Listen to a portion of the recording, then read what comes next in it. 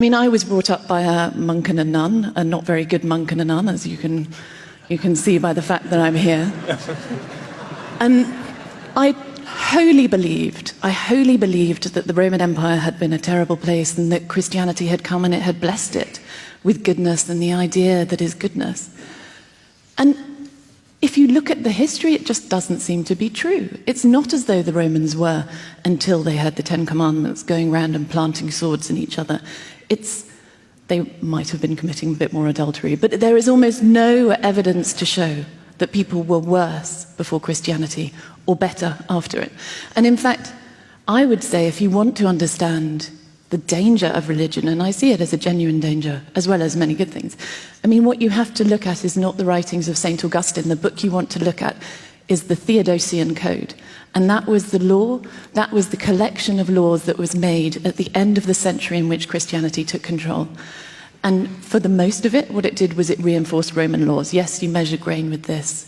Yes, you sell your cows like that. You own your land if this happens. You can do this, that, and the other with your wife, and chastise her in these ways. But the book that matters is the book that they put at the end.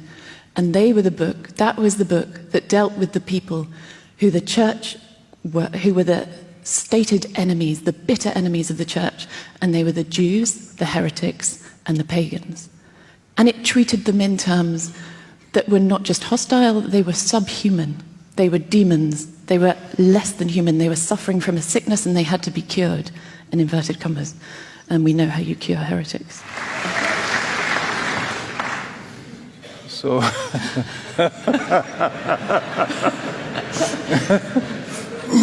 so I suppose everybody can guess. No, I don't know very, very, very well, and I appreciate your insights. Just that in any developmental system, when you focus on one stage, the other stage may appear to be contradicting what the previous stage is being. And that's about anything that develops.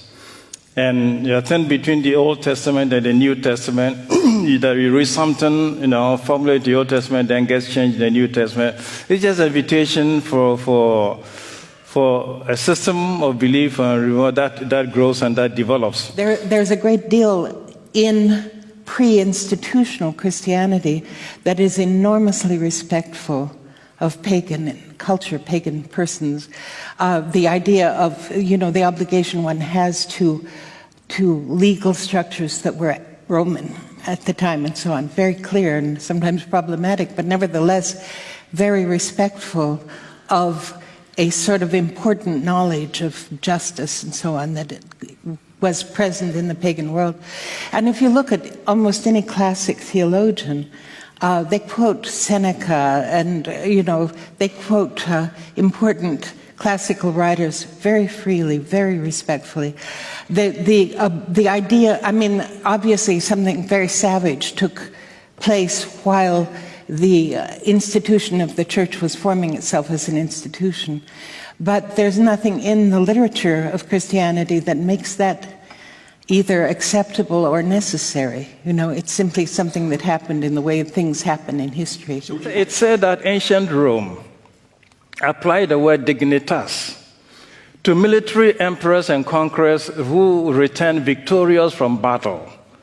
And their victory is supposed to have proven their dignitas, their worth, their dignity. And it took the same Christian writers who, according to you, destroyed everything in Rome or the pagan world to have turned this, So Christian writers took this expression and instead of referring to this sense of victory and valor and all of that, turned it on its head, and then said, it refers to the fact that every human being is created in the image and likeness of God.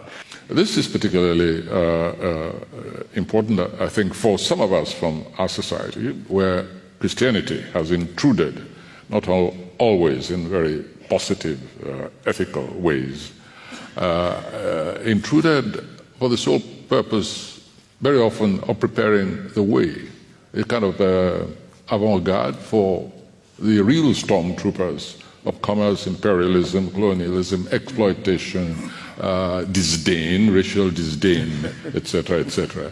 And the history of Christianity in our society, as you know, has not been of the best, even till today. One very important example culturally, when the Christians came determined to spread the gospel, and they looked around, they couldn't find, they needed the devil. Later on, I'd like to talk about my experience with the devil, by the way.